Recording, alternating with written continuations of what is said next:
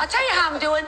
Not well, bitch. Hello and welcome to our Bravo episode of Tender Loving Care with your host, myself, Pauline, and my darling Kate. This is the time of the week that we dive headfirst into our Bravo shows. Kate and I's podcast, Tender Loving Care, which is available on all podcasting platforms, has a new episode each Wednesday. In that episode, we break down a show from the TLC and Discovery Plus network, past or present. We deep dive the insanity of those shows. On Tuesdays, we have a purely 90 Day Fiancé show, but this beautiful Friday episode is all our first love, which is Bravo. So without further ado, hi Kate. Hi, receipts, proof, timeline, screenshots. Kate, I am giddy. I am all of a tizzy. I am in a tizzy and I'm all of a tizzy. No alcohol either. Not that I'm doing dry January, but just, you know what I've got instead?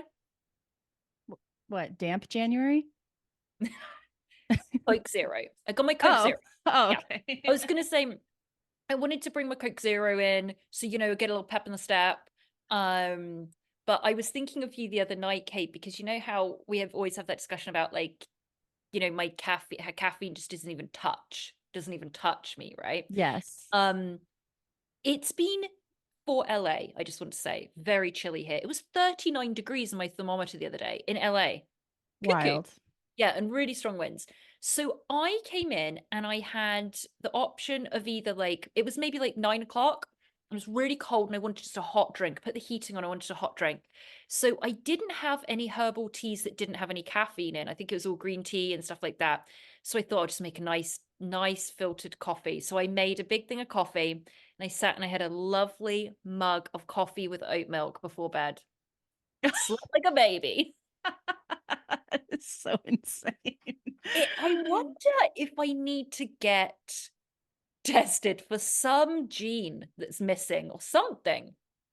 I guess you're just a very good sleeper, and that's something to be grateful for, Well, did I ever I'm tell you not. the story of this is really going deep now, guys. I was, as a baby, I was the second. And my mum told me stories all growing up, just so I didn't have enough complexes. She just wanted to add some more into me. She said, my sibling was a terrible sleeper. My mum was up every 3 hours for 4 years, horrendous story, right? I came along, I was literally out of the birth canal and I was sleeping 10 hours a night, right? Literally, I was sleeping so soundly. So my mum told me as I got older, she's like, I was a nervous wreck because I didn't understand how you were sleeping. So I'd go up to your crib and I would put a mirror in front of your mouth to make sure you were breathing, right? Because I was terrified. Yeah. And then she said, just very casually to me, she goes, and then I thought, oh, she must be special because she's sleeping so much. Oh my gosh.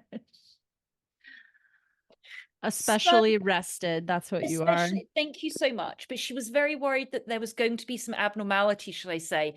But luckily I turned out perfect, Kate. Just perfect. Nothing Perfect wrong. baby, perfect adult. Yep, nothing wrong over there. But I feel like you appreciate a nap. Like you like a Yeah. nap. I'm a big sleeper. I can sleep a very long time. I can sleep in, no problem. But I have a hard time going to bed, like winding down. I just want to stay up all night. I don't want the day to end, sort of thing. Once I finally get asleep, I'm asleep. Okay. Okay. So. And then, you could do a midday nap. Sure. Yeah. You could do fit a little nap in there. Yeah. Yeah. Lovely. I don't often get to, but I would if I could. I loved that Dorinda, when we first met Dorinda, it always goes back to Roni. When we first met Dorinda in Real Housewives of New York, she introduced and she said, every single day at 4 o'clock, I take a nap. She says, I go into my house. She goes, and I take off all my clothes and I put on a cotton nightgown. And she says, and I go to sleep for 45 minutes every single day of my life. That's ideal. She's doing it right. And she's also partying till 6 o'clock in the morning in New York with others. So I mean, she needs a nap. She's full of those little contradictions, isn't she? She's Agree. wild and crazy, and she's also a very regimented, grown-up lady. Yeah, yeah. Uh, Well, before we get into that, we have so much to go on about. I do just want to mhm. apologize for my location right now and looks a little bit blurry, the camera and everything. If you guys are watching us on YouTube, which you can and you should do right now, we see the subscribers coming in. Thank you so much. Go over to YouTube, put in Tender Loving Care podcast. Kate uploads our recordings of every single episode we do. So please go over there, watch us, like, smash that like button and make Kate and I's dream come true of being YouTubers. But yeah, I'm looking very fuzzy here just because I cannot record in where I usually record because it's an ice box. It is a literal ice box in that room. And I opened the door and I walked in and I went, nope. And I shut it. So I'm recording in my living room right now. So I do apologize. It's all good. So I feel like there's a lot Yes. of Bravo news we are needing to get into. Am I right? Oh my God, Kate, there's so much. I mean, we have not spoken since last year and about Bravo and the things that have come out. It's been like boom, boom, boom, boom, boom, boom. That network is giving us a lot. Oh God, except in Potomac. I don't know if you're watching Potomac, but boo, No. All I no. hear is bad stuff. So like it's boring or the whatever. People don't like it this season. I got enough stuff to watch. I'm just not watching it. Right. It's a shame because Potomac used to be my favorite, but I loved it. I loved it. I know.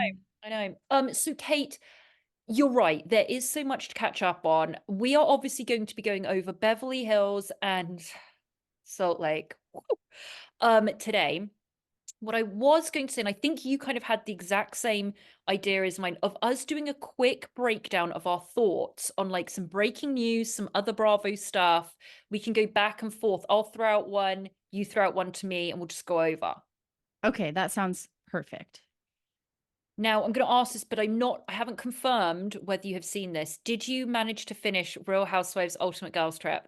I had a little time left over today to watch stuff, and I fast forwarded towards the end of the last episode. I didn't have enough time for the whole thing, but I knew you had said the end of it was really great with Lou. So I watched the last, I don't know, like 15 minutes of it.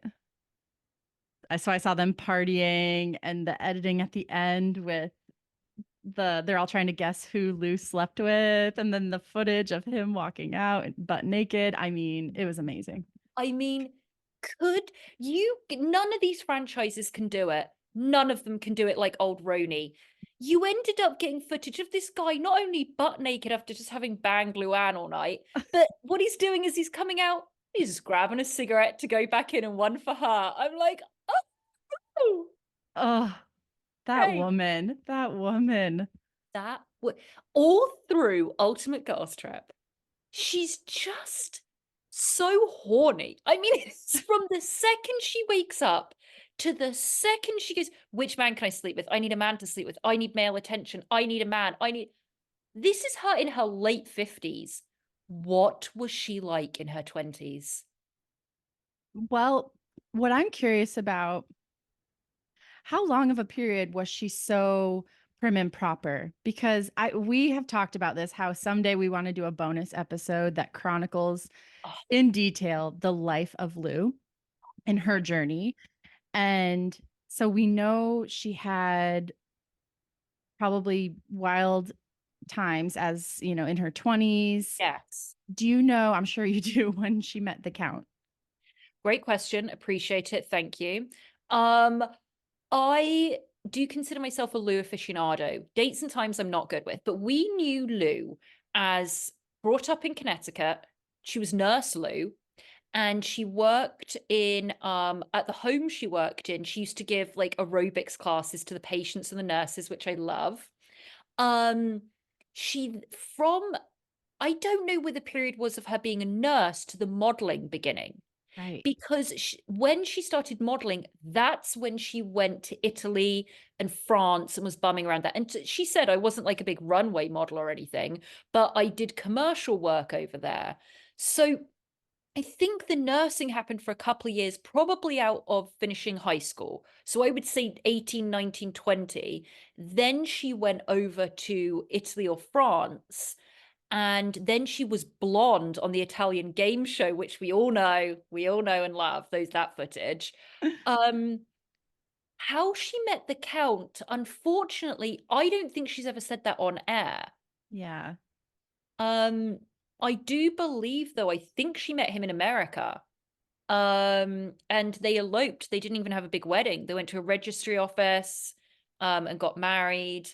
I mean, if she, like, Noelle and Victoria are late 20s, late 20s now, probably early 30s. Oh, okay. Okay. I Googled and it Go. says she attended a dinner party in Switzerland where she met Count Alexander de Lesseps. And after a very short courtship, the two were engaged. So it was Switzerland she met him. Yes. At a Lou. dinner party. That was Oh, after the hosting gig. but what age does it say there? Let's see. Listeners, I'm so sorry. Kate and I will literally talk about Lou for about an hour Yeah, I and a guess we half. can move on, but I'll We'll let you move know if on. I figure it out. But Kate, you came up with it there. We will be, and we're promising this, because it's Kate and I's dream, we're going to have an episode solely called The Life of Lou. You already titled it, Kate, The Life of Lou. We are going to document, like proper Bravo historians that we are, Lou's journey, because to see her in this Ultimate Girls trip, Kate, that photo of her with a cigarette and showing the barman how she looked like 10 years ago, saying, "Don't I look the same?" I mean, it was just so beautiful. She's looking unbelievable. Her body is banging. Confidence is through the roof. Every guy wants to be around her. She's our Lou. The women are in awe of her. No. The women want to be her. The men Yes. want to sleep with her. God, I love The her. women want to sleep with her. Yeah, the women Okay, want to sleep with her. they got married in 1993 and were married until 2009, according to Google. So R.I.P. I anyway. remember I told you the story.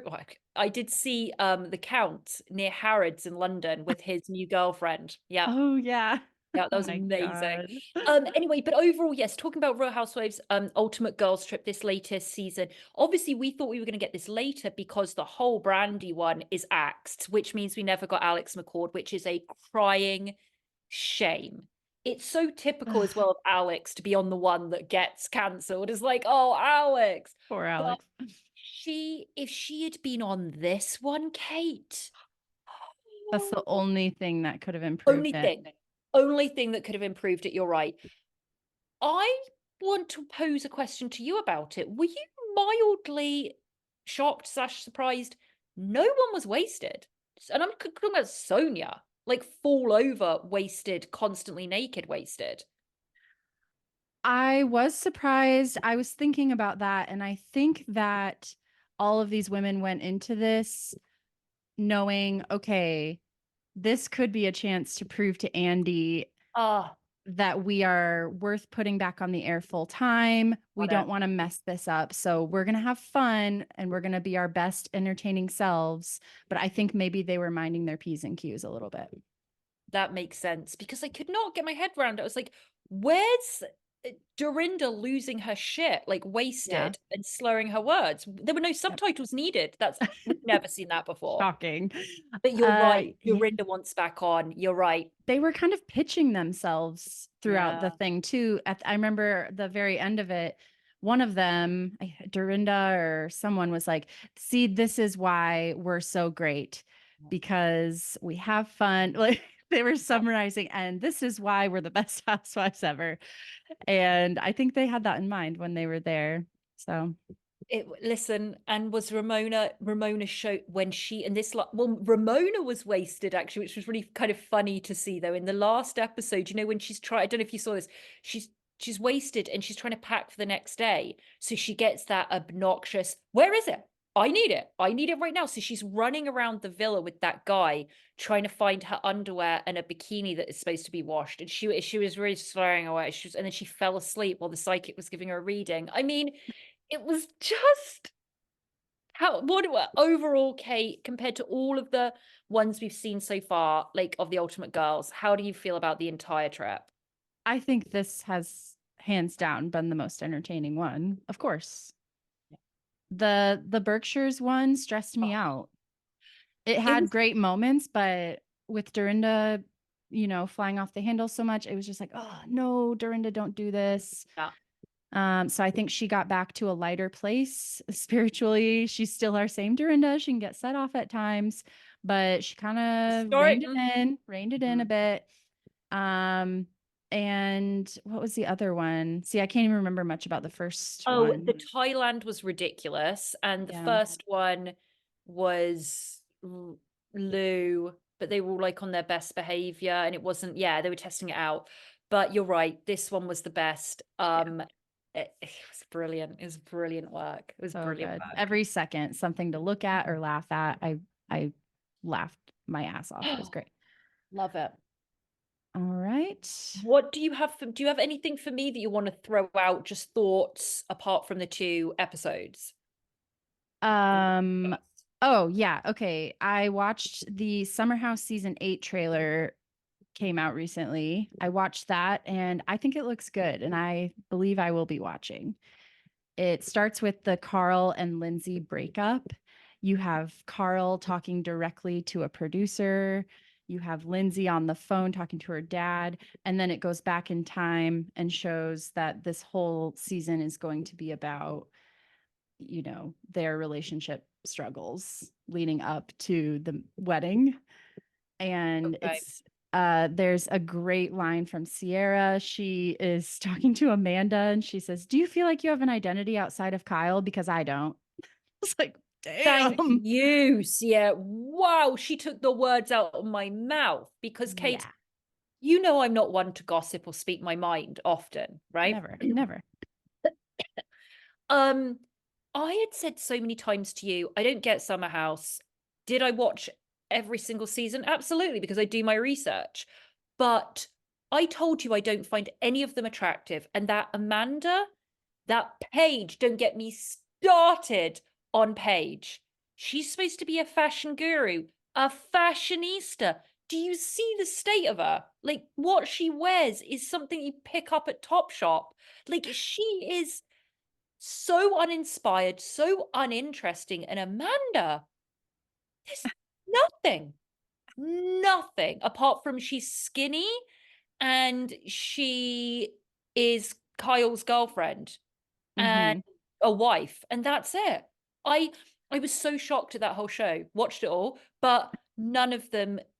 I couldn't understand it. Now, when this broke about Lindsay, and first of all, when those two got together, that was bizarre as well when I watched that.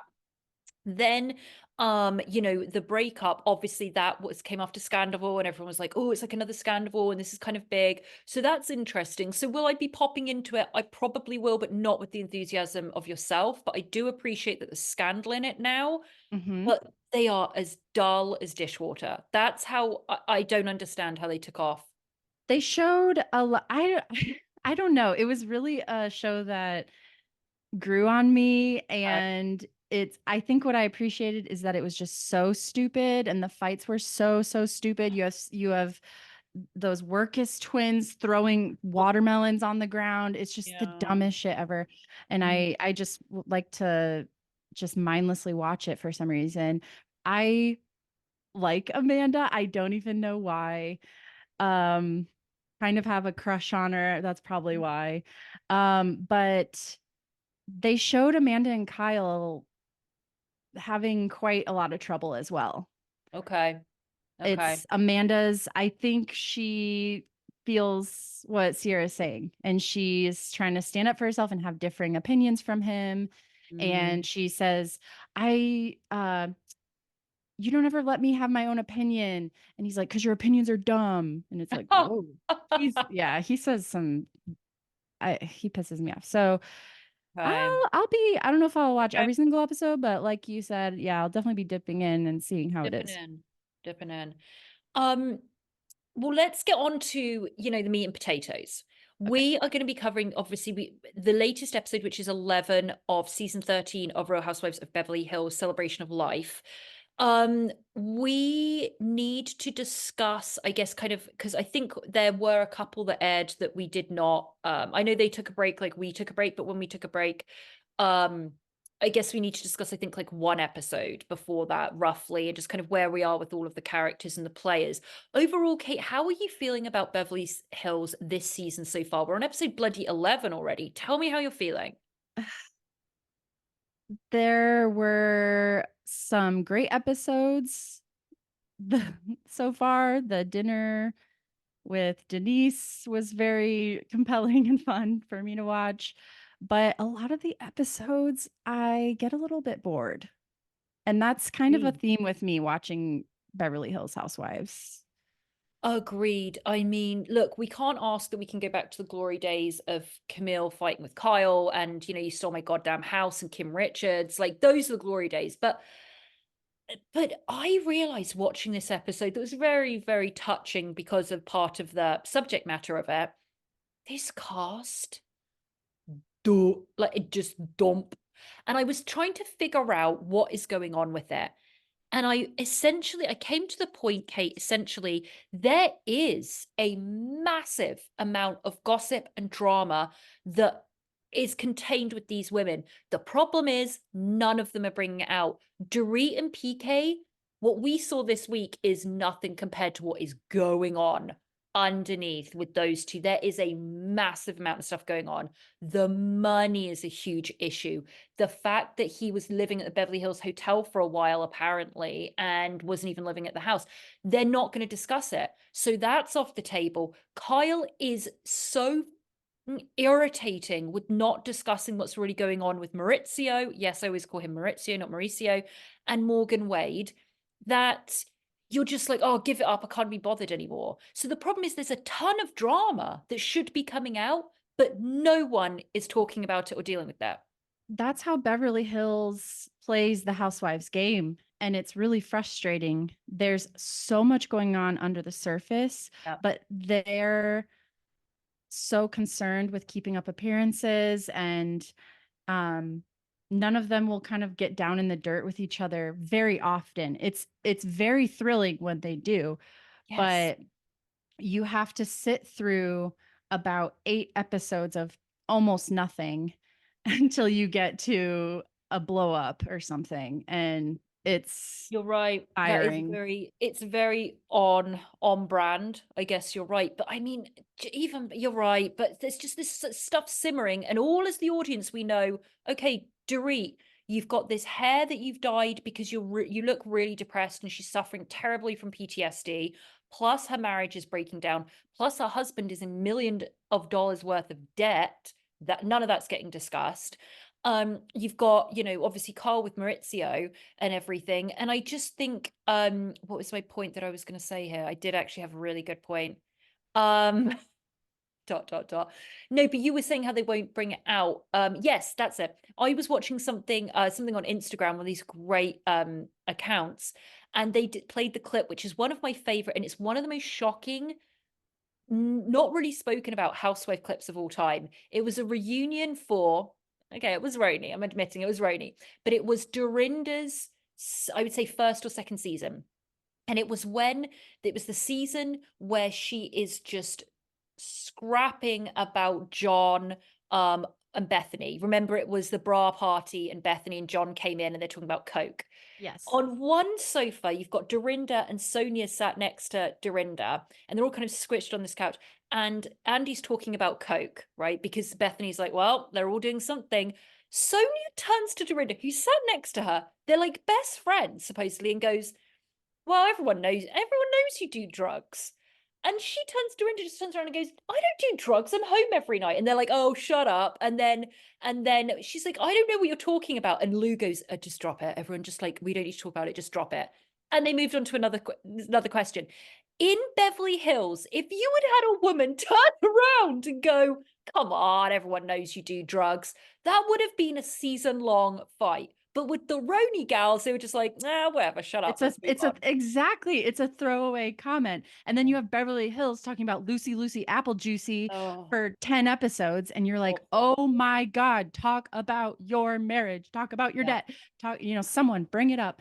And that's why Roni's the best. I mean, It it is is. what And it is. getting into this episode, it was really apparent, I think, in this episode. It really struck me. I mean, we open up with Kyle and her stunning array of dogs, which we've spoken about. Just stunning, puff and fluff, as far as the eye can see. And I just wrote, she's way too much time on her hands because she's just like in the house alone. You see, it's just this big empty house of Kyle in there. And they're all going to Ojai with this Anna Marie, I don't know what her name is. She's absolutely pointless on this show. I think the fact that she's in the opening titles this week, I was like, oh, okay. Like I said before, the rumor is that the stuff came out about her husband, so she had filmed a lot with them, but it was has all been cut because all she talks about is oh well, here we go. Esophagus, there we go. Esophagus, that's her whole thing. And I'm just like, what are we doing here? So they're all going to Ojai for Anna Marie, whatever her name is, birthday. Erica can't come because she's got COVID, so we had no Erica this episode, and you realized that you actually needed her. They go on a sprinter van, so we know what we're like with sprint vans. We're like, great, this is going to be something. Zilch. Nothing. Nothing. Do you want a mimosa? No, we're having a different drink. I'm sitting there like, yeah. Production So paid for them to go to this Ojai, and they got like, I would say 7 minutes of footage from all being in Ojai that entire day. you know, I love Ojai, by the way, but yeah, it was Beautiful, like yeah.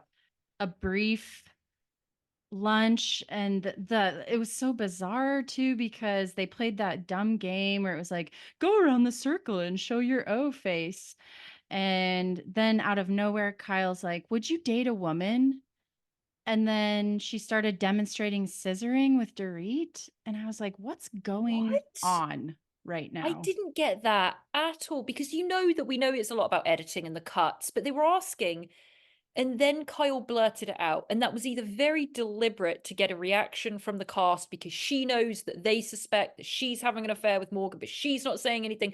So it was either that or they deliberately cut it that way. But from the Yeah. reactions, it seemed like she did just blurt it out, which is bizarre. And Mm-hmm. then, we've got Sutton trying to be really, oh, I'm kinky and crazy by licking a toe and then putting a tongue in Dorit's mouth. And what? And then they just went home. I was like, what? What's this? What was this? It was so strange. It was so strange. Oh, that was And, too much. and then they end up laughing though, and Sutton's like, that's why I love this group, because we laugh and we remember we like each other. And I was like, Uh, you don't, but okay. okay. Yeah. Then it goes to that scene with Garcelle and her sons, right? And Mm. they're like having a sex talk, and these scenes always make me cringe because I just think about being a teenager and my parents are Oh, on a reality show and they want to talk about sex on national TV with me. I would be like beat red and like running away. absolutely. Absolutely. I know. They're such gorgeous young boys. Yeah. And it just reminds me, like I said before, I'd be terrified my children were gonna get pregnant or get someone pregnant. It just terrifies me so much. Like watching those boys, I was like, oh God, so scary. So Garcelle, it was really annoying, by the way. Garcelle made this amazing like lasagna, and then he was eating cereal. It's like, why are you eating cereal? You're about to have a home cooked lasagna. I know. It's I like, know. what are you doing? That kid. Teenagers. But and then she kind of, and it's another kind of forced storyline. So we always, with all the housewives, we get the empty nest thing. These boys are 15, so they have 3-4 years before they go to university. But she's like, so I'm already trying to think about when you go to university. Garcelle, give us something else. I mean, come on. Please. What's going on with Crystal? You know, they're not What giving us is anything about going anyone. on with Crystal? I don't know what happened this season with filming. There is a lot of things that could be behind the scenes. Maybe they got new producers. Maybe they got, because something is not clicking in this entire season. I cannot believe we're on episode 11. I Like, cannot believe we're on episode 11. did they just think that they were going to get more out of the Mo thing? Yeah, I probably. mean, We don't have anything. All we've seen is them being like, we don't see it. We just want something and we're not getting anything. Crystal has had 0 screen time, and when she does, it's not entertaining or showing anything about her. It's depressing. You know, she's just depressing on there, and that's how they're editing her, because she's not going to come back next season. And I think they're doing that deliberately. And it's really hard. I like her. She's so gorgeous to look at. You want her on the screen all the time. Well, I do. I She's just like stare at her. She's so gorgeous. She's got great potential, I think, She to be a good does. housewife. And with Lion King, you know there's stuff going on there with Lion King, but Of that's not course. getting discussed. It's about her random brother that's not even on the show, and then but she is next week. Look like she's going to get into it with Anne Marie, which is going to be brilliant because that Anne Marie deserves it. But you're right, we have all of that, and then we have this scene with Dorit and Guy. Yep. Guy.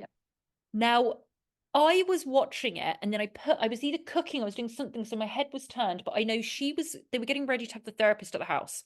And she's like, I'm so glad that big guy has now said yes to the therapist. The doorbell goes, correct me if I'm wrong, but he went to go and get a pizza or something. What happened? So, yeah, you're right. The doorbell rings and he had been chowing down in the kitchen. And right when the doorbell rang, he grabbed like one last slice of pizza and he was eating it, and Dorit freaked out. And then she brought it up to the therapist when she opened the door. Do you know what he did? You rang the doorbell and he grabbed a whole other piece of pizza and shoved it in his mouth. I can't believe you did that, PK. And it was this whole thing. And I was like, geez. Poor diabetic PK. Don't forget he's got diabetes, and she's desperately trying to I get him. always forget he know. has diabetes, and I think she's simply just shaming him. I I know. always forget. Remember, he loves his Coca-Cola, and he loves his chips and dips. And it's Yep. not good. It's not good for him. It's not good for anyone, but it's not good for PK. Now I did think, listen, I understand the English way and drinking is just very, very different, and I always support it and encourage it. Okay. However, if you're sitting, PK, I would say this. If you're sitting down with your wife who went through an enormous trauma, you're sitting with a therapist who is a doctor, hopefully, and is going to be discussing PTSD, perhaps leave the Stella in the kitchen, or at least put it in a glass. He was sat in front of that therapist, guzzling down a bottle of Stella. PK. I mean, take PK. it a little seriously. I mean, Oh, what did Dorit. you make of the stuff that came out in this cake? Because there was a lot that came out in this. I think that they still have a lot of love between them. Yep. I think that there's a communication breakdown, and that he is not grasping just how affected she is by what happened, and he's having a hard time taking it as seriously as she wants him to, and she's not getting what she needs from him, the comfort that she is so desperately seeking. I agree. I also think I did believe him when he was articulating that. I really think, and I kind of understand this feeling. It's a complex feeling of when somebody you love is in a lot of pain, you can kind of be angry at them because you don't want to feel how hurt they are, because it hurts you so deeply. It sounds very selfish, and it's a very odd, twisted emotion. But it's like when somebody gets sick or has cancer that you're really close to, you can get angry at them because you're angry at them for being sick. But it's Mhm. because you care so much. You can't fathom the pain that they're in and taking that on. So I think PK kind of said that, and I believe that with him. So he's like, oh, well, shut up then. You're fine. Because he doesn't want to accept the massive amount of pain Dorit's in, which is so evident. This woman is, she really is demonstrating that not everybody just gets over something. She went through a horrendous time, and she's still going through it. His comments, Kate, this was interesting. She wasn't as high maintenance. All of this is cha-ching, cha-ching, cha-ching. He's angry at her as well. Everything that I said before, but he is angry at her because she has gone and spent this, and because he's gone go and spend it all, not because she's like someone that's money grabbing, but they lived a life well beyond their means, and he's angry. So he's like, she was never high maintenance before, but now it's just a lot. It's a lot. Yeah, you're talking about money there, buddy. He's resenting the lifestyle that she's grown accustomed to, and Yeah. that's easier to do than for him to reflect on his part in it, maybe. Yeah, I think so. I think so. Yeah, I was glad he at one point did get to that vulnerable place. That he, Yep. you know, he got real about it, because I was worried that he would spend the whole time making jokes and slugging back his Stella. But Sure. he did get to that place, and she came over and sat on his lap, and I was like, oh, Yeah. good. That's when I was like, okay, yeah, there is still a lot of love there. Mhm. So I'm hoping they can work through all of this. Mhm. I'm sorry, Kate. I have to pause. This little one's looking at me for wee time. I'm so sorry. I will be very speedy. I'm sorry. All right. She just drank a load of water. It'll be very quick. I'm just going to go. Let's go to quick pee pee, yeah? Let's go to quicker pee pee. A quicker pee pee. Come on. Come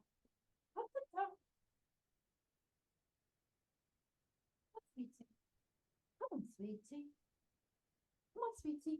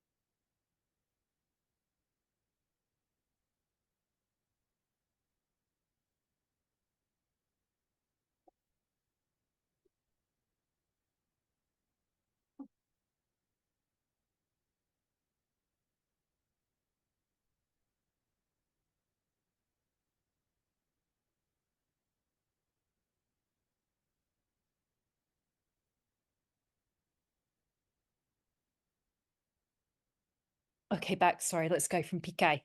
Okay, I'm just gonna clap my hands for the video editing so I can see where we are. Okay. Okay. So I mean, it was good that, like you say, it was good they got to a vulnerable place, but wow, there's been a lot that's gone on in that marriage in these past year or so. And we're only seeing the tip of the iceberg. I know. Then we go on to everyone heading to the Celebration of Life event, right? Yeah. Okay. Who pops up? Who? Morgan Wade. And Teddy, two T's and a tit or whatever her name is. Teddy is in the car with Kyle, who are going to the celebration of life, like you say, for her very best friend Lorraine, who died by suicide earlier in the year, and so unimaginable. And Kyle is doing the celebration of life to have a, you know, to share memories of her and who she is, and so they're going there, and they're like, oh, and then we're picking up Morgan, and then Morgan comes in. So in the back of this car is Teddy, Kyle, and Morgan, and she then does this whole thing, Kate, in her confessional about people let you down, but you know, these are the people that I speak to every single day. I speak to them about family, I speak to them about friends, I speak to them about everything. These are the people that I speak to constantly, every single day. They're my true friends. You know what? I'm really upset about Dorit being pushed out so much. Yeah, there was a time where I feel like that was her, and there seems to be so much distance between them now. So much. They did everything together. And I think, you know, the change in Kyle is just so huge, so huge. But apparently she's getting all her comfort from a 27-year-old. I don't get it. But I feel very, when she said that, I was like, that would hurt so much if you were Dorit. Dorit's like, I never Especially see you. Yeah, and especially with Dorit going through all she's going through too. She probably Yeah. wants Kyle there to lean on her Yeah, more. exactly. Yeah, it's strange and disappointing. Well, what's Um, stranger is when they get to this celebration, Kate, so they go there and we see the sound check, and Kyle's speaking to someone, and because Morgan's performing completely inappropriate songs for a celebration of life, by the way. Anyway, so it was so weird. Okay. I was listening to another podcast. It's like, we have to understand here as well. Whether they're lovers or whether they're not, whether they're girlfriends, whether they're partners, whether they're just friends, whatever, there is business as well here, because she's promoting the shit out of her constantly. And Kyle's talking to the organizer, the party planner, it's her assistant. She goes, okay, so basically we're doing past drinks. And Morgan's doing her sound check. And then Kyle just goes, hang on a second, hang on a second. And then she just like sings one of the lyrics and then goes over to watch her just in complete admiration. What's going on? it just seems like they're dating. I don't know what else to I know. say. Listen, we always say to the listeners, we flip and flop. We flip and flop all the time. We're guilty of it. And I've gone back and forth. I said, no, I just think she admires this young woman. She wants to be like her, blah, blah, blah. Then she previews one of the songs that they go through, and Carl gives a lovely, lovely speech, and you see Lorraine's just heartbroken mother and her two gorgeous daughters that she has. Just awful. And Kyle gives a beautiful speech, and then she's like, and now musical guest Morgan Wade. Lyrics: you say I'm too young for you, you say I shouldn't be the one for you, or whatever that lyric. What?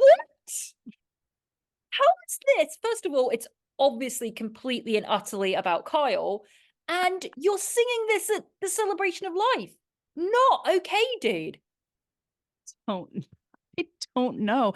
And even before that, can we talk about the scene in the green room where Kyle's nervous about the speech and she's sitting across from her and you could tell she wanted to touch her more So true. and comfort her more, and she's about to say something and Kyle's like, "What?" She's like, "Never mind." And I was like, "What? So true. What are you going to say?" It's so true. They are literally like, they should have, as though they should have their hands tied because they're about to like reach for each other constantly. I know. Oh, I don't know. It's wild. And then we get to them eating stuff off skewers and feeding it to, she was giving it to Morgan. So I'm like, they are absolutely having a sexual relationship. Like, they are in a relationship. I mean, after seeing this, I just, come The on. body language is Yeah, saying a lot. a I will lot. say that. Yeah. What else Gar- happens here with Anne Marie? Oh, God, well, Garcelle calls Teddy the gnat and laughs brilliant. about it, which I loved. Loved it. Um, that's really all I have. Is it ending on, It's the the whole sad Anne note? Marie of it. She comes in as though I've got something to say. She goes, so she sits with Crystal and Sutton. Nope, sorry, Crystal and Garcelle. And she said, well, listen, you guys, this is the celebration of life. You guys know Sutton much, better than I do. Here's the thing. You can't just say small esophagus and as to a medical professional like me, and I'm not gonna, figure it out. That is not a medical term. So either there's an eating disorder, and Crystal goes, whoa, whoa, stop. Crystal is rolling her eyes. She's going, why are you even saying an eating disorder? And Anne-Marie goes, I never said eating disorder. And then they rewind the tape. She's an idiot. This Anne-Marie is a complete idiot. I don't know why we have her. She's not funny. She's not interesting. She is not causing drama. She's picking on something that is so stupid and uninteresting. It's not going to get you on this show again. And so the two of them sit there and they're just like, all right, whatever. Like it's just basically like, you're completely embarrassing yourself. And then oh, sorry, what were you gonna say? I was just gonna say, and then Garcelle just stands up, goes right over to Sutton and Dorit, where Sutton's talking about her father's suicide, and just goes, oh, by the way, Anne-Marie was just talking about your esophagus again. Boom. With my thing with Anne-Marie is that she has the makings of a messy housewife, because we're talking about, oh, everyone's too afraid to say stuff and bring stuff up, and she's coming in every scene, the esophagus, but she needs to pick her storylines better. No one cares about that. You need to come in Right. and talk about someone's husband being a gay hairdresser, or you need to come in and bring the heat. You can't come in and say, I'm a doctor and there's no such thing as a small esophagus. You must have an eating disorder. That's not how you're going to win fans and stay on the show. People don't want to hear that. You Absolutely. accusing people of that. That's not nice and it's boring. Yep. So I appreciate her tenacity in bringing stuff up on camera, but it's not the right thing. I know. It's yeah. I mean, so it was just oh, excuse me. Overall, Kate, it was disappointing. It made me look at Beverly Hills and go, what are we doing with this cast? It all needs to be axed. It needs to be redone, reshuffled. And then we get this insane confessional from Kyle where she's just like, you know, I don't think I don't even feel any affinity to LA anymore. I don't want to live here. When Portia's finished school, I'm going. In her, what she was saying is, Morgan and I are going to go and live like the rest of LA at the moment and move to Tennessee. Everyone in LA is going to Nashville, by the way. No one's left in LA anymore. There's no one here. They And all I'm coming back. you're coming back. And literally, it was Austin, it was Portland, and now everyone's going to Nashville. And that's essentially what she was saying. She's like, I want to be, in the woods. I want to be hiking. I want to be doing this. And I don't feel like I want to be here anymore. Her personality is completely changed. And it must be so jarring to be Dorit and her other friends that are like, this is Kyle, her Maurizio, traveling. She loves the Rolexes. She loves being out at parties every night. She loves a drink, gets drunk. We all have fun. And then one day, she just goes, I'm not any of that anymore. I think it's very brave when you say it like this. I think it's fabulous that a woman, especially a woman, and especially getting older, to really find who she is. And I think that's what she's doing. I think she's fallen in love with Morgan. I think she feels utterly betrayed and let down by Maurizio, and she met Morgan and it just all made sense. And a whole new chapter. So there's a part of it that I actually find really inspiring. Yeah, I want her to be happy. I know there's people who really don't like Kyle. I feel like people are divided about being a fan of hers or not. I'm a fan of Kyle. I think she has given us so much on this show, actually. All the family secrets have come out, she exposed her sister's alcoholism on camera. You stole my house. Like, well, that was kidding. But there's a lot she's done, and I do want her to be happy. And I think that might mean leaving this show behind. And I know. that's crazy to say because she is the star of it. But I want Brandy types, honestly. In the mix, at least. Not all Brandies, that would be too much, but I want it to be exciting and fun. I don't want to see people just lackluster and over it the whole time. That's the feeling exactly. And you know what this has brought out as well is, by the way, I am not asking the producers here to do what they did to Roni, get rid of everyone and start with people that aren't even interesting. But what I'm saying is we need to look at this cast and see what Denise has brought more this entire season already than the majority of the cast. And she was in like but Denise would be brilliant full time. Yes. Brilliant. Get Brandy back. That would be controversial. Get those two. I mean, Camille in the mix again. You know, we could really get Adrian Malouf back. I mean, seriously, I'm like, let's shake this up a bit, but try and get back to the essence of what it was, because this is not working. No. There's a lot of real stuff going on, but no one will talk about it. I don't think they want to fight with each other that much anymore. No. Like they're tired. I think they're tired. That's the word that I feel this entire franchise is exhausted. They're Yep. just going, I can't do it. And you're right. Kyle has given she's given the most out of probably any housewife that's been on this. She has exposed horrendous, painful, incredibly sore subjects. And perhaps with her marriage, it was the last straw of where she was like, this one I'm not going to do. I'm Yep. not going into my marriage. And I don't know how many episodes we have left, Kate. We're on 11. I still don't think we're going to get anything. No. No. I mean, she hints at it at the end of this. I started crying because Yeah. she talked about how her last conversation with her friend was Oh, her telling Kyle that you should cherish your marriage. And yeah. she said, I feel like I'm letting her down. And that was heartbreaking to hear. And that's kind of, it seems like the most she's going to say about it is things like that. We all And want the details, but yeah. I just don't think I think she finally went, this is what I'm not going to give you guys.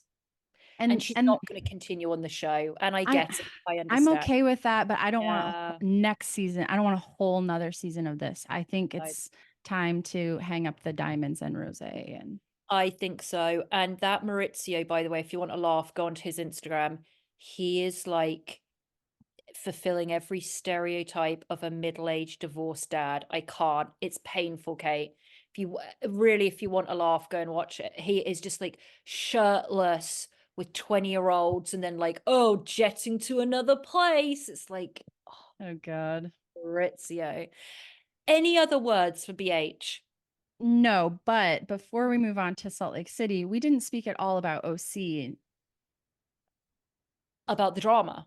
Well, yeah, and I saw that apparently Alexis Bellino has gotten an offer to It's gone rejoin. back and forth. I Is know. it real? Is that real? I don't know. Some blogger or some Instagram account said that she had, and she wrote in the comments, not true. But Oh, I do not think there is a producer alive that would not get her on there. She wants to be on camera more than anybody else, right? yeah. More than Jill Zarin. She's in Jill Zarin level. And the fact that a producer cannot let this go. She is dating Jim Johnson Jansen. Like, of course, unless Shannon said, I'm not filming, and they had to choose. I don't know. But it is the biggest mistake if we don't see Bellino. Please. And then the other tidbit I saw was I was looking into the Instagram back and forth, and I Oh, saw, well, because Vicky left the comment on Tamra's recent post about The Traitors season 2. Shout out to The Traitors. I love that show, and I'm so excited for Tamra to be on it. I can't wait. Also, Sheree, Phaedra Parks, Larsa Pippen. It's gonna be a great season. Anyways, Larsa would sit like this the entire time. Huh? What? I'm not the Karda- traitor. Kardashian? I So- didn't get plastic surgery. She'd I be a good can't. traitor then. No one will think it's her. Oh, So anyways, she's promoting that, and Vicky, of course, commented, "Perfect show for you." yeah. And Tamara's response, I enjoyed. Thank you. I'm honored to be on an Emmy-winning reality show with some of the biggest names in the industry. Sorry you didn't get the call. Better luck next time. Oh, Dude. Tamara. They are beginning filming this week. This Oh, week or next week, they are going into filming. Cameras up. I mean, and if perfect. you then add Bellino, of course, Tamara's going to become best friends with Alexis to piss Shannon off. It'll be a dream. It writes itself. Yeah, come on. I Uh, hope they mess that up, Kate. I know. And then to launch us into the Salt Lake Oof. City recap we're about to do, I don't know if you saw this, but there is a California congressman named Yep. Robert Garcia who quoted Heather in a congressional speech roasting Trump. He said, and what do we have as Democrats? We have receipts, proof, a timeline, screenshots. We have everything we need to prove conclusively that foreign governments were funneling money through Trump properties and into Donald Trump pockets, all in violation of the Constitution. And I live for that. I think that's I so amazing. passed out. I was done when I saw it. The next time people give us shit, especially these men that come along and be like, "Oh, you women watching Housewives." Look at the political influence that Andrew Cohen has had. I mean, we are influencing every aspect of society at this point, the Housewives. That is absolutely true. And this is only going to fluff up Heather's ego to higher and higher heights. Heather, yeah, I realized there is something we have not discussed with our listeners, and this is perfect timing. So thank you for that quote. It was genius, guys. If you've not seen it, go and Google it. It was perfection. Kate and I on our break, obviously, we saw each other, and we were also chit-chatting back and forth, goss, drama, Bravo, etc. I one night opened up. I've not discussed this, and I'm not going to go into a huge amount of details, but we will talk about it. I opened up, I have we have our Instagram 10 to 11 Care podcast, and then I have my personal Instagram, and Kate has her personal Instagram. Mine isn't on private. I don't know if yours is, Kate. Is yours It on is. private? Yeah, it is. Okay. Right now. Yeah. So it was on private. I took it off, just because I had some really good selfies on there. So it's like I want everyone to see obs. Of course. So so mine's an open profile. I think we may have linked our profiles or tagged them on the 10 to 11 Care podcast a couple of times, whatever. Obviously, I guess it's easy enough to find us. You would just search our followers and then find us. I opened up and I had a message request on my personal Instagram account. And what preceded was a night of me texting back this person and Kate being like, what the hell? So, a wonderful individual who I will not name because I did not ask them if I could, reached out to me about Monica. And this individual gave some information. Like I said, I did not ask them if I could repeat this. So I'm just going to be very vague. But we had somebody reach out to us who knows several people in several franchises that was hinting that what is going to be revealed in the Salt Lake City reunions is going to be it's not going to be everything that we expect when it comes to this reality Von Teese being all of Monica. We know that Monica said, there's 6 people involved. A lot of these people have come forward, Tanisha and all these other people. But there is somebody else sitting on the couch that knows a lot more than they're letting on. And I think in this first reunion, I already have clocked who it is. I think a lot of other people have as well, the stuff that's come online. But I just want to reach out. I just want to say on this, thank you so much for reaching out to me. It was a shock. You gave me a ton of information. Kate and I loved it. It was a person that could have gone to many different other podcasts. Maybe they did, maybe they didn't, but they did reach out to us. So we really, really appreciate it. Guys, all of your information is always anonymous. Anything that you send to us, we absolutely love it. But this was very, very telling that there is a lot more that some of those housewives know, and they're trying to desperately cover up. Yeah, that was thrilling. You really made our night with that. That was super interesting to receive. It was. We have to go in. I mean, I just want to go over with you. I'd love to hear you kind of just take us through how you felt, Kate, when you finally watched the finale, because we have not discussed it, guys. We haven't been on air since. I have to say, I was watching this with my partner Okay. and I rewound the very beginning 4 times Oh, and I was cackling with how serious the editing was. I was like, justified. what Justified. am I watching? Is this an Oscar nominated film? I lost it just even from the very beginning, the editing. And it just kept giving. I loved every second of this episode. I laughed. Mhm. My jaw was on the floor. I was so happy to finally get a Housewives finale that Mhm. lived up to the crazy Yeah. hype that they set online and everything. I was like, this was iconic.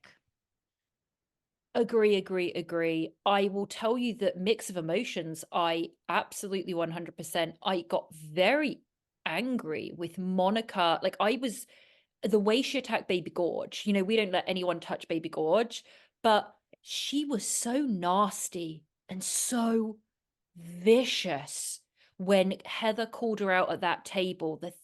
She's like backed into a corner and she's just clawing and she's just scratching and just saying disgusting things to people. Disgusting. And she's doing it as a defense mechanism. I get it, she's been caught. But she came across so poorly. And it's not just like a housewife that's done something shady, it's like a darkness. And then we go into this reunion and nothing I mean, where are you standing? Let's do an overview. Where are you standing with Monica after the finale and then after this first part of the reunion? I can't completely hate her as a TV personality Yep. because this Yep. just produced one of the best seasons of reality Yep. TV I've ever watched. Yep. So she put in the work and she did what she needed to do. Um it's so slippery and slimy what she did. Yeah. The email to production and how it all came about. It's very icky. And I was thinking about this. We were really big fans of hers from the jump. We were like, this Yep. is genius casting. Yep. She's the one who sent Jen to prison. Yep. She's bringing it episode 1. Yep. She's on. She is on. We defended. We had so much sympathy for her regarding all the things with her mother. Yes. And so I just feel like I've been on a roller coaster with my parasocial feelings about her. Best friends. Yeah, it's this was rough. She comes off very bad, very poorly. There is the problem. I mean, the unanimous feeling, I think, is that she was fired basically on air when she said that about Andy's face when she said, well, I wrote casting and I said, your ratings suck, the people is shit, da, da, da, and Andy's face, I was like, you've just been fired. Everyone's Yep. comparing it to when Carol Radzivil told Andy that he was scared of Bethany and that she was fired on the spot then. Yep. And it's kind of that instant. There's no possible way Monica can come back. If they attempt to get her back in the next season, it's going to be a complete failure. Because of this, what is getting exposed with Monica? It's not that she's done a load of shady shit. It's not that with the reality Von Tees. It's that the curtain has been pulled back way too much. She had formulated every single step to get onto this show, which is revealed, and that doesn't last. You can't have that as a housewife. Sure, do the majority of them know of the show and then know a friend and get on it and want to be on it? Yes. But this was just ridiculous. You're getting voicemails of her saying, well, look at what Kim Kardashian did, and I'm going to do that, and I'm going to get on this show. We get the recording of her fighting with her mum on Instagram, where the mum is advising her, get as much screen time as possible, and her saying, I know how to be on the show. You can't have someone like that back on the show. You can't. She outproduced the producers. Yeah. And they don't like that. They want to be able to predict the behavior of the housewives and be 5 steps ahead of them at all times. Well, I think yes. But I think it's also that if you do that, don't tell anyone you've done that, because there has to be, that's the problem. It's like, we all know that, Ramona wasn't choosing to go for lunch with Tinsley every week, right? But we have this, what's Like the term? suspension Suspended of disbelief. disbelief. That's it. Thank you. Suspended disbelief when we watch this. We know a lot of the arguments are true, but the scenes are all set up with producers. We know they're not buying the houses and paying for the houses when they go on vacations. We know all of this, but we put that aside because there is serious stuff about why they hate each other and fights that they have. But Monica just ruined all of that for herself. She's like, Yeah. this is how I did it. See, I got on this show because I calculated and I wrote an email to casting and I'll show you all how to do it. That's not how it works, dude. You can't stay on a show like this. Yeah, we're in Bravo Oz, and you just revealed the man behind the curtain Exactly. and kind of Exactly. killed a little magic. She did that's I honestly think the magic has gone with her. She comes out, I would just like to say we didn't even have time in this reunion to see them get ready. It was them getting out of the vans, praying in an elevator, and seeing Baby Gorgeous with the most orange tan I've ever seen, and I appreciated it so much, Kate. Baby Gorge was full on orange. Always stunning. So stunning and She brave. said she said on Twitter, someone shared a photo of the set and it had that ship and then Stupid. and she goes, I didn't wear Tom Ford to Tom be in a Ford. shipwreck. And I I know, Baby I Gorge. loved it. Yeah. That set, even Andy was like, I feel like I'm an acid trip. It was like, what were we doing? What were we doing? It was like Bermuda Triangle So bad. And then theme. icicles on the ship. I mean, the set dressing for that it was very bad.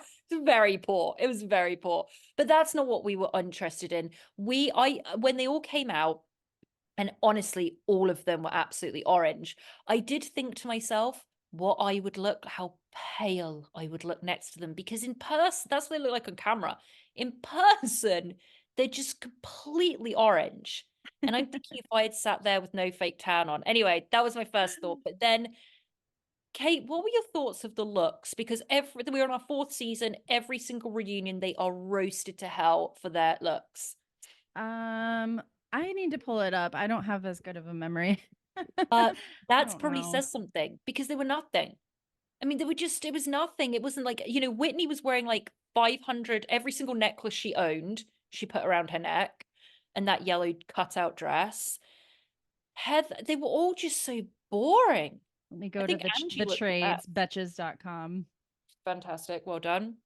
Okay, Whitney's. Okay, let me go through Yeah. this. So yeah, okay, Whitney has on this lime green dress that has all these Yeah. swirly things at the Oh, really? top. And Don't 100 love. necklaces. Yeah, no thanks. Angie has this short red. I think Angie looks hot. Like this is a I hot think look. Angie looked great. Yeah. Yeah. Heather. No, mm, no, it's okay. Yawn. It's Yeah. good. It's serviceable. Mary's is boring, blue long I sleeve haven't seen thing. her yet. Okay. Monica's, it feels dated in an unintentional way. Yeah. But her makeup and hair and all that is Yeah. incredible. Yeah, she looks Um, gorgeous. Meredith's is this red thing with the tie around it. I love the color on her, but no, it No, doesn't feel formal enough or I something. know.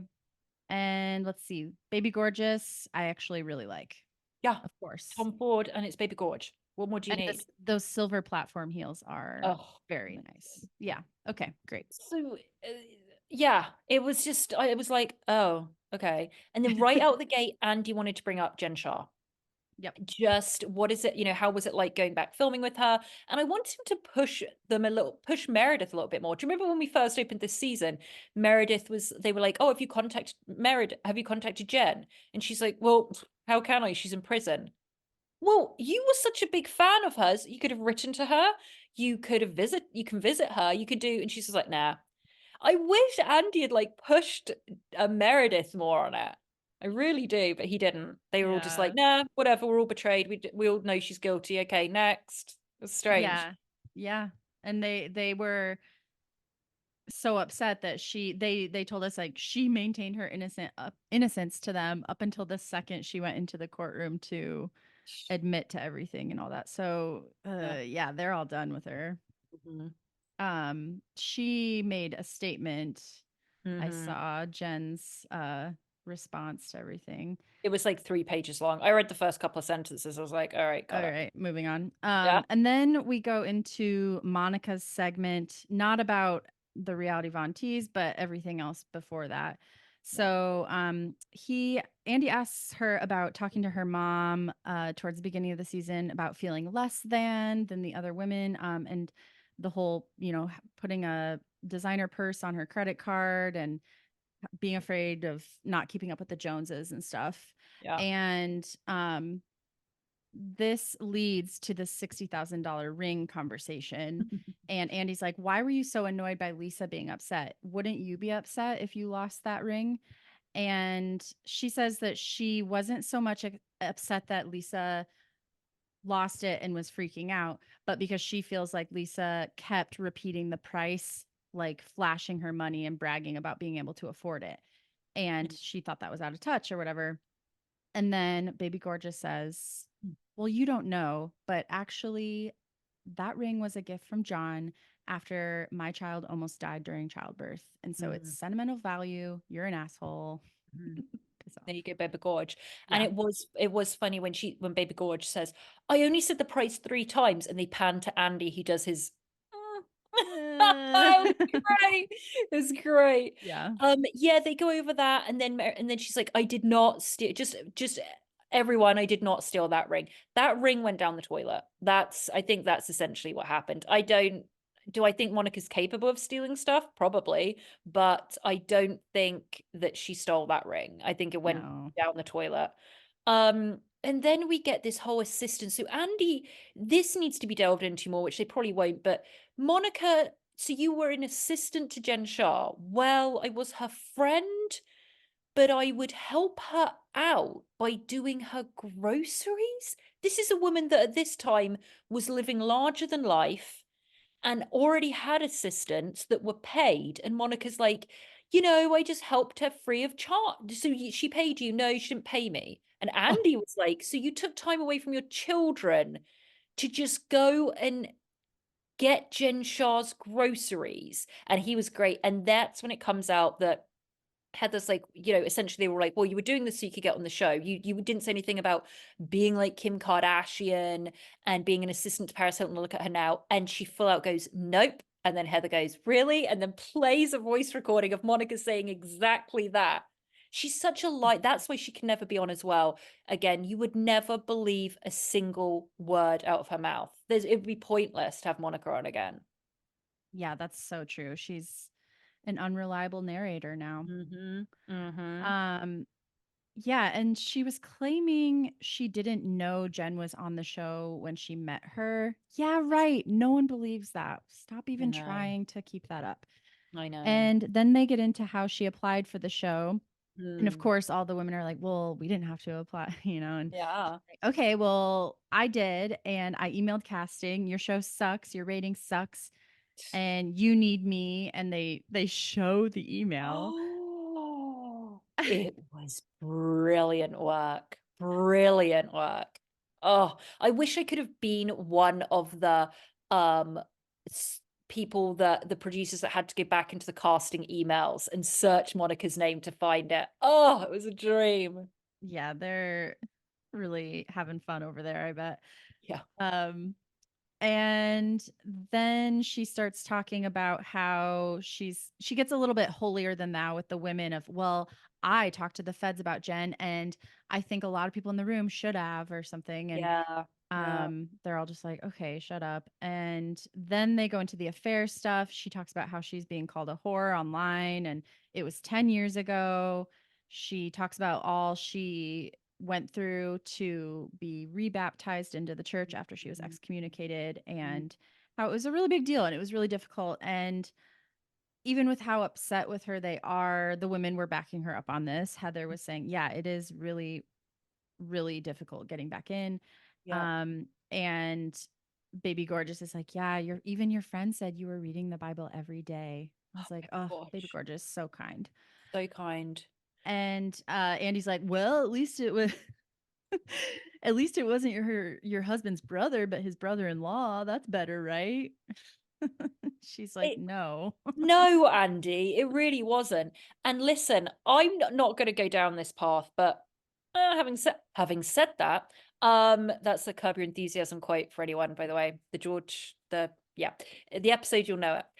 With Jerry Seinfeld. Having said that, um, I do kind of want to do the maths on when this affair took place and her children, because I don't get it. She's saying she had this affair 10 years ago and she's 4 kids. So was she having a kid and having sex with the brother? Not that it matters. I know none of this matters, but I kind of want to know all the details. Was she pregnant and having sex with this guy? Was she just given birth? And the first thing you can think about after giving birth is having a fucking affair? I don't know. I remember we were talking, we had Yeah. this conversation when she first came on and was talking about it. And we were like, wait, wait a second. How does this all fit together? And you can tell she's very ashamed of it. And Yeah. she talks about all the cyberbullying going on or whatever with the fans. And I'm sure she is getting very nasty comments that are tough to read every day. And the women sympathize about that with her as well. Um, Mm, and then we get into this segment I wrote, it's the mending fences segment. So they're talking about how at the beginning of the season they had this get together, and it was like everyone are we cool type of thing, are we good, yeah. and how they were not Yeah. throughout the season. So first we have Andy asking Meredith if she saw what Whitney and the others meant by calling her out for, pulling things that she's upset about. She pulls those out when her back's up against the wall during an argument. And Mm, Meredith says, no, I saw the opposite. She still doesn't really mm, get it. yeah. Um, They, and yeah, yeah. They go through like who let's get my notes there. They go through, yeah, all of these arguments between them, and it was Meredith and Whitney, and then Meredith and Lisa, and then Lisa and Whitney, and then I did love the one that I honestly didn't make a lot of notes of this because, to be honest, I can't believe I'm really saying this. I think this first, I know they're not going to dive into the massive, big thing first episode, but I thought this first part was not very interesting. I didn't think there was a ton of drama in this first part. not really. Yeah, not really. Not really. Um, it's a lot of remember this you were kind of pissed off about? Yeah, I was Yeah. pissed off and this is why. Yeah. I did love it though. Lisa was saying something, and I loved Angie was speaking, and Lisa interrupted, and Angie goes, "Hang on, baby gorgeous." Oh, Yeah. so good. That was fun. And Andy, another highlight, Andy impersonating Meredith, the husband's nastiness in the room. That was so good. Oh, and he did it every time. Mm. So, yeah, that's the next segment I have on here. We find out that Whitney and Justin are apparently doing better and his ring didn't Yeah. fit or Yeah, something. right. Right. Okay. I believe any of that. Andy brings and then it's kind of back to Monica, and Andy brings up the financials, which I liked. He's like, Hmm.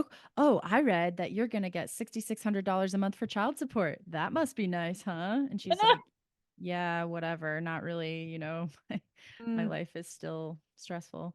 yeah. And then they talk about her business. I loved Meredith pointing out that people online are talking about not receiving their No. blankets. I know, that was great. It's so pointed. I know. I know.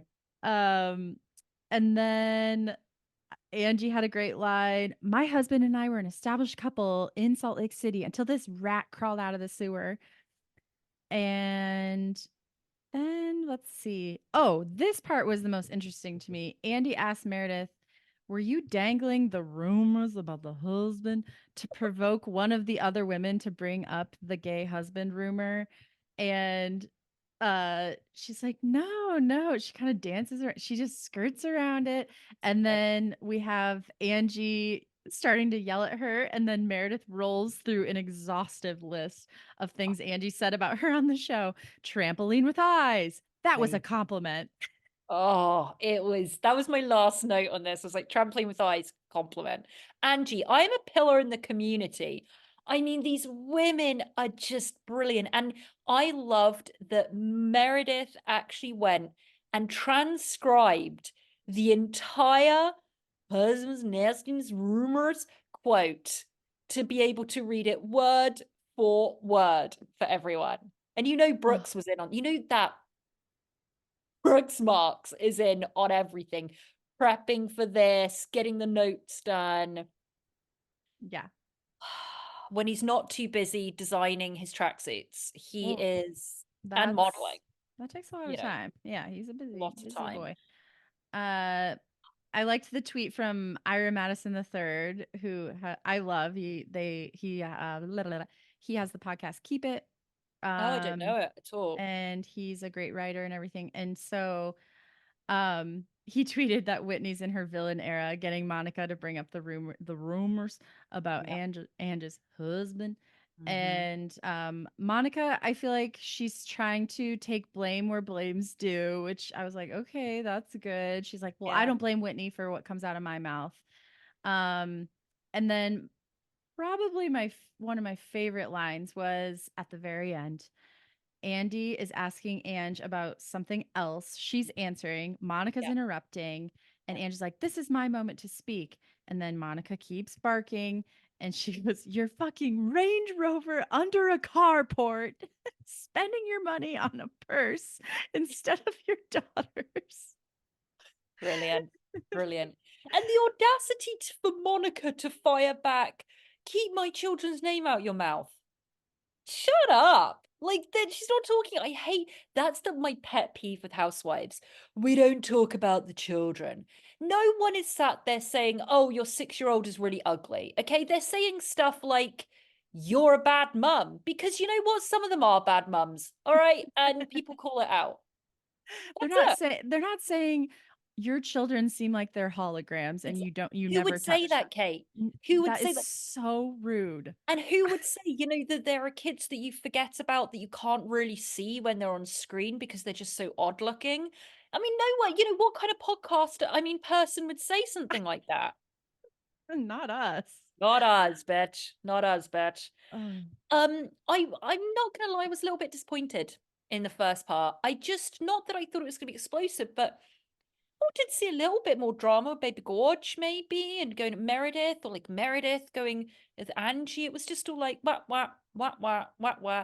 And I think it's because Monica's coming in so hot. She doesn't know how to play it all. She's known how to get on the show. Congratulations. You knew how to do all of this, but you've played this all wrong. You could have had this as a longer term thing than it's going to be. But you've played all your cards and you're done. You showed your hand. Yep. I enjoyed it. I mean, it was still more entertaining than pretty much every Beverly Hills reunion in the past 5 years. For sure. But I get what you're saying. I was like, all right, let's get to it. And I know that's the thing. We can't appreciate how good it is probably because we're all waiting for what. But 2 and 3 is going to be great. They're going to be great.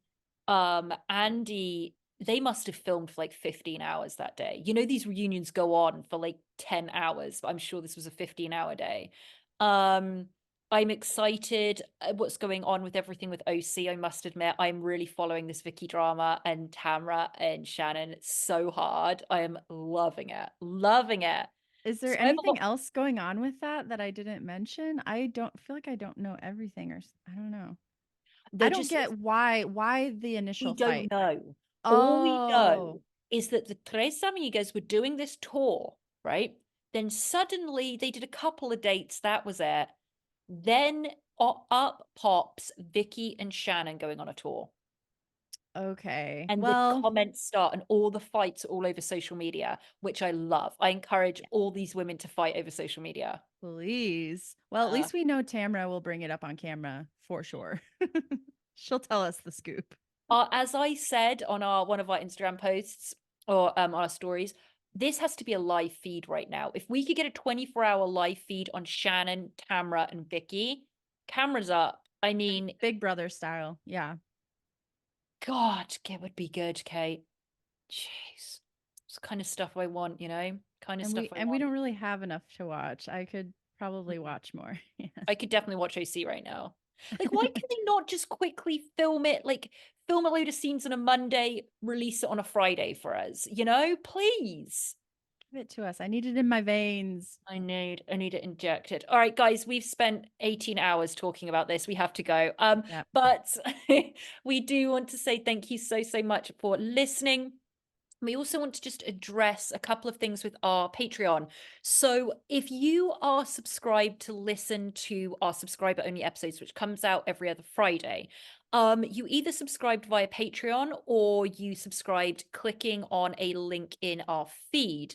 Now, we have switched over platforms, which doesn't affect anything apart from some of our subscribers that have that signed up via a link in our feed on one of those episodes that had a little lock on it.